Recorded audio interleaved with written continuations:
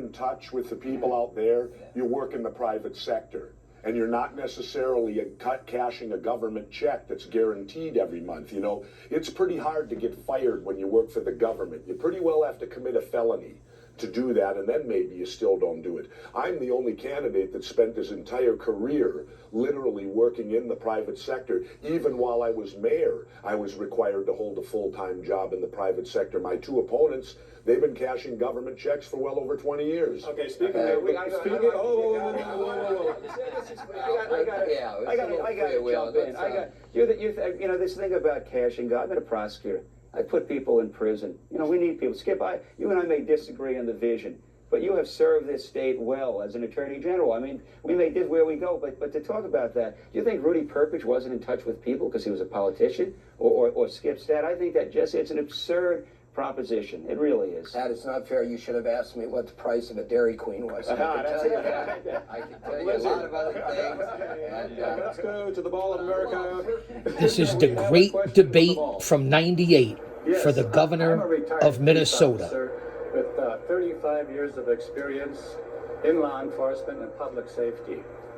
I strongly believe it's dangerous to have loaded guns in your pockets or coat pockets, pant pockets, or your purses walking around in public.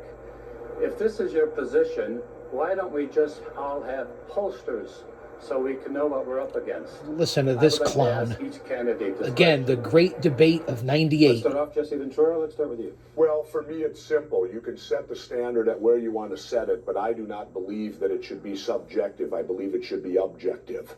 Not left up to a police chief whether he likes your looks, how you part your hair, or things of that nature. I don't agree with that, because we also have the right to protect ourselves. You know, if you're assaulted, you cannot sue the police department, you cannot sue the government. And so therefore, I think that you have the right under the Constitution of the United States of America for your own personal protection. You can set that limit as high as you want to set it, and you can make it extremely, if someone breaks the rules, you can prosecute them beyond belief at that point when you set that standard up there. But if my wife is out, who protects her if she wants to be protected? Is Skip going to be there? I doubt it. Great answer, Ventura. And I hope that she doesn't need to be protected in the first place, that we have a peaceful place, Jesse, in which to live. Minnesota isn't a peaceful place in '24. First and foremost, I know I'm narrating a lot. The question, and Let me sit back and relax here on Guardian of Chaos, the YouTube channel. Tonight, Kamala and Trump, the debate. Kamala and Trump. And that's why I'm showing this great debate for the governor in '98. But this is where we have a Jesse Ventura. between myself and Norman. I do not want to see more loaded, concealed weapons on the street. We do not need to change the laws. The laws work just well. Another dumb answer. That's why he's a legacy politician that can't be trusted. You can apply for it, and you will just get giving that, my and it'll be just views fine. and thoughts. But the reality It's is, my fucking channel. If you don't like it, change it. Individual out there at the mall, how many people would be walking around with a loaded, concealed weapon if we opened this thing up? I think it's wrong. Even Mr. Coleman's police chief says it takes us back to the days of Dodge City. It's wrong. Skip, first two things. One, on this issue, you've demagogued the issue. The Star Tribune said that your commercial on it was misleading. But beyond that, we have the law here today. In certain counties, you go to Fergus Falls, and if you take NRA training, if you're not a felon, if you're not a drug dealer, so a list of prohibited categories, you get a permit. If the person could be next to you today. By the way, we have it in 31 states, in places like Connecticut and Oregon. And there's no correlation between the people who have a reasonable concern for their safety, the small business guy who may be picking up deposits late at night, who have a concern for their safety, who go through the training, who aren't on that list of prohibited people. There's no correlation between them and think how far we've come. This is 1998. Put that in perspective, and where we are in 2024, this crime-ridden society where all the criminals have guns and they want to defund the police. Pay attention. Take out your notebooks. I'll be taking attendance later. Subjective. Some places, a chief may say, because you're a woman, I'm not going to allow you to protect yourself, your family. That's absurd. And again, the evidence statistics are very clear. We need to be focusing on those who are criminals. Get the guns out of their hands. You're presuming that law-abiding people Yeah, I want it. Look, Wait, this there's isn't another little this thing isn't here, about too. Wait a this minute. is not about uniformity. This is about, are you putting more guns on the street, loaded, concealed handguns on the street? And Norman, you can talk all you want. You can say what you want to say wherever you want to say it. The fact is, we don't need more loaded handguns that are concealed right now, on the street. And that's what you There propose. has never been a licensed concealed carry person who has ever harmed a law enforcement officer, yet there have been 24 cases across the country where a police officer has documented and said his life was saved because there happened to have been a conceal and carry person there that was licensed Bravo. to carry that weapon. We're doing the criminals and the gang That's members right. and the- I'm I'm going to cut it off right here. We're going to move on. We have a speed question. Colleen. Aren't these all speed questions? Gentlemen, this has been debated in people's homes and throughout the country, and there are people coming down on either side. I'm curious what you think. Yes or no? Should President Clinton resign? Skip? No. Yes.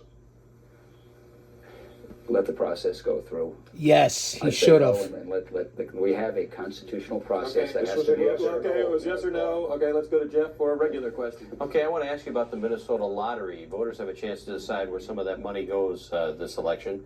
What do you think about the Minnesota lottery, and do you think it should be in part used, because I think a lot of people in the beginning thought this was going to happen, it should be used to help lower taxes in Minnesota? I'll jump in. I find it a very unique situation that the government's allowed to gamble, and yet the private sector out there isn't allowed to. You know, the government can have a gambling institution, a thing that feeds them and allows people and makes it easy for you to gamble. You can walk into any convenience store, any gas station, and do government gambling, but woe be if the private sector were to be allowed to participate in anything like that. I guess we're not capable of it.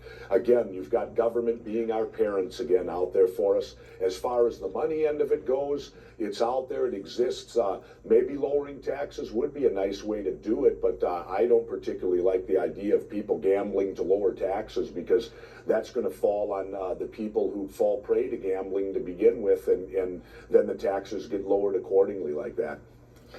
You know, Ventura was the one point about smart the guy lottery is back that then. It was directed Was at education one and the smart environment. In guy fact, we back have then. a constitutional amendment that is up to renew the commitment to the environment.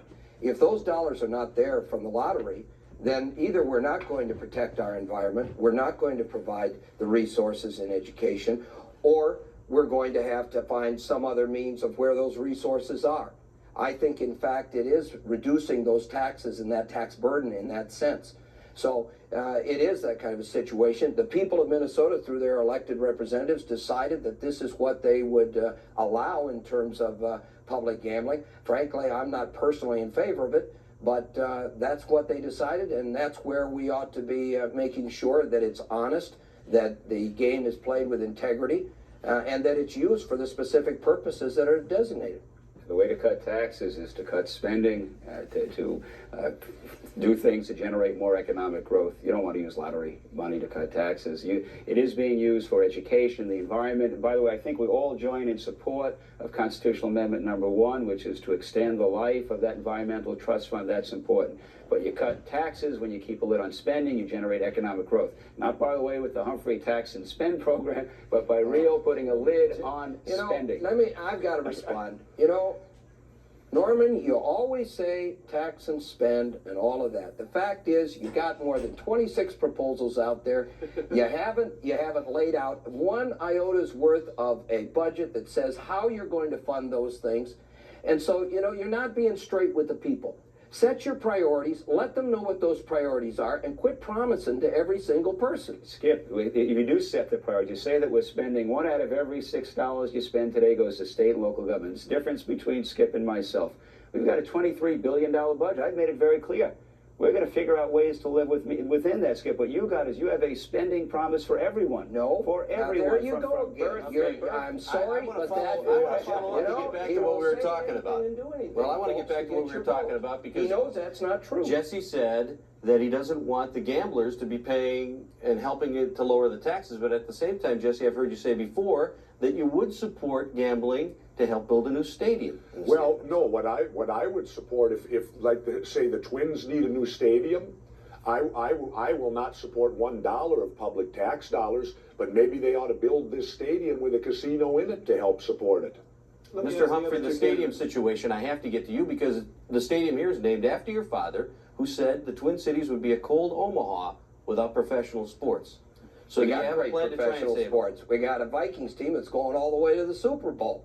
We got a good Minnesota Twins. We've got the Timberwolves. We've got the Wild You have to coming. admit that some of them are on pretty rough ground right now. Do you have a plan to try and save them? I think there's plenty of ways of working with the local business community, with the sports teams to see that that happens. But we're not going to use tax dollars to build stadiums. That's the same thing that's been going on all around the country. They're trying to put us our backs up against the wall and say, you build it or we're going to leave. Is Roger Moe clear on that? Roger Moe Because is Roger clear on sure that. wasn't clear on it when he was No, you speaker. gotta understand. Speaker of the hey, he was on board. Norm Skip. Coleman came to the legislature and said, give me $65 million. Give me the taxes. He And had Roger a governor went that along said, with governor it. And said, Roger no, Moe the went governor along said, with it. hey, we're going to do And that. Roger Rogers, Moe went along with Rogers it. said, we can't do that. If the only way we're going to be able to get this done, if at all, is through a loan. If that's not true, because, You know it's because true, we went for a loan, and Roger Moe No, and Sandy, you went Roger for Moe a and straight Sandy gift. Baptist rejected Okay, it. hold on. That's simply not true. We're gonna get into a he said The thing. point is, it isn't a he said, he said. The record is clear. This gentleman went for straight tax dollars for that, Okay. for all of his corporate cronies to make it happen. Roger Moe and gave an Roger Moe interest-free loan. defended and at least got a loan. $150 million I wanna go- interest-free loan. Okay, What's the okay. difference? I wanna go to the What is the difference? I do want to. between straight money and $150 million interest-free loan? I do want to ask a very quick follow-up. Jesse Ventura said that he would consider state casino for stadium. If that bill reached your desk as governor, would you veto it? Norm Coleman, would you? I'd veto it too, but I do think we have an obligation to try to figure Okay. out a way to keep Okay. the It's okay for the government to gamble, but it's not okay for private citizens. Let's go to It's the not the private government, citizens it's at the the citizens mall. of Minnesota. Hi, I'm Carla Brown Dukes. I live in Burnsville. I'm disabled and I've been very active in school district affairs in our school district. My question is concerning the tax surplus debate that has been going on all this last year. I do not understand why that money has to come back to us instead of being used to replace the cuts that have been made in the education, in the programs for the disabled, in the programs for people who have children who are disabled, the medical programs, the welfare programs. That's my question. And let's go to Norm Coleman first. Skip has said that I'm stealing money from government by giving it back to people. I simply disagree. I think that's a crazy supposition. The way to help people is to give them back their money so that they can then make something. And what you do, let me finish this. What you do then is you give people greater confidence. You generate greater investment. There are things. There are the safe. Again, we spend $23 billion in government. We talk about cuts. Are there many people out there who believe that we need to spend more than $23 billion? We should be able to provide the services, but it's not always about something new. Humphrey comes in, but we need to do more, spend more.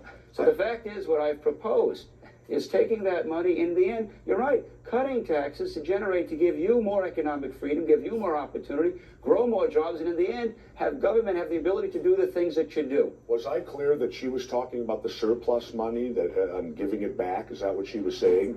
Well, first of all, she needs to understand that the government sets a budget on the legislative floor, and that's what they say it takes to run the government. Surplus money is above and beyond that.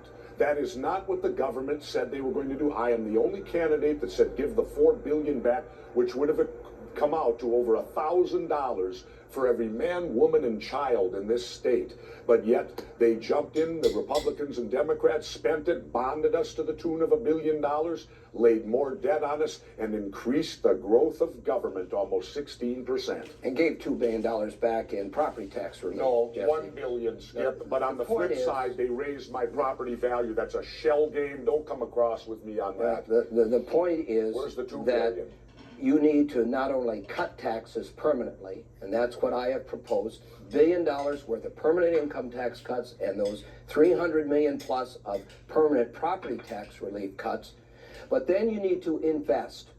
I don't know where Mr. Coleman comes up with this thing that everything is hunky-dory and that we're going to have smaller class sizes, we're going to improve the schools, we're going to help disabled individuals get the kind of education and the opportunities we need, and not put forward an investment in education. What you need to do is focus in on what are the few things we're going to do well. The things we're going to do well is return those tax dollars to working families, and we're going to make sure that we invest in our public education system. We're not going to siphon it off to private education. We're not going to put it in stadiums. We're not going to make sure that we're doing all these other crazy things, and the billions of dollars, Norman, that you have promised all over this state with no budget whatsoever as to how you do it. You talk that stuff, but you don't put the money there. So we've got to make sure that we are talking straightforward with the public. The reality is, I have set forth a budget that says tax cuts and investment in education and in health care. There must be a ton of pork in the government, because when you say the word investment to me, somebody's reaching into my wallet to the private sector, because you've got to spend it. Why can't we invest? You really do need, but you need to respond to Pat Miles, we're going to move on. Pat Miles has a speed question. Well, as long as we're talking about taxes, in recent years, the state legislature gave some local communities the right to raise their taxes on top of the state sales tax. Would you go along with a local government's right to raise their sales tax on top of the state sales tax? Yes or no? Skip? To keep the same laws in place, yes. No. local control, yes. Okay, let's have another question, and Pat, you can ask a regular question now. It's my turn. Well, you know, we've been, I think, concerned about the growth of our state government. And I know that you're concerned as well. All right, fans, And, stand by. We'll come back with not to part point the 3 finger at you, Skip, of but the when I great read debate yesterday of that we had 98. 535 employees Don't go and we have anywhere. 64